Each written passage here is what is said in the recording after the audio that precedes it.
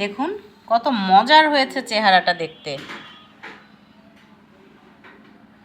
কাঁচাই মনে হচ্ছে খেয়ে ফেলি। আজকে হবে কাচ্চি রান্না। আমি নিয়েছি 3 কেজি গরুর মাংস, 200 গ্রাম করে রয়েছে এক একটা পিস। আপনি খাসির মাংসেও এটা করতে পারেন। হাড় চর্বি তেলসহ মাংস নিয়ে নিয়েছি। দিয়ে দেব 1 কাপ বেরেস্তা, লং, দারচিনি, গরম মশলা, জয়ফল জয়ত্রী বেটে দিয়ে দিলাম আদা রসুন, মরিচ বাটা, কাঁচা মরিচ বাটা, জিরা বাটা।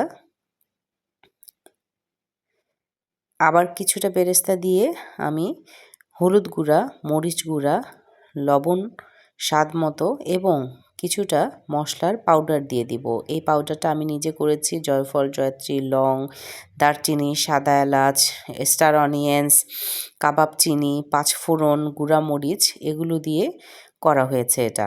এখান থেকে 4 টেবিল স্পুন আমি দিয়ে দিব। আপনি চাইলে কিছুটা বাড়িয়েও দিতে পারেন। এই মশলাটা গরুর মাংসে রান্নায় দিলে চমৎকার একটা স্বাদ আসে। আমি এটা ছাড়া মাংস খেতেই পারি না। দিয়ে দিলাম বেরেস্তার কিছুটা তেল দিয়ে আমি মেখে নিব।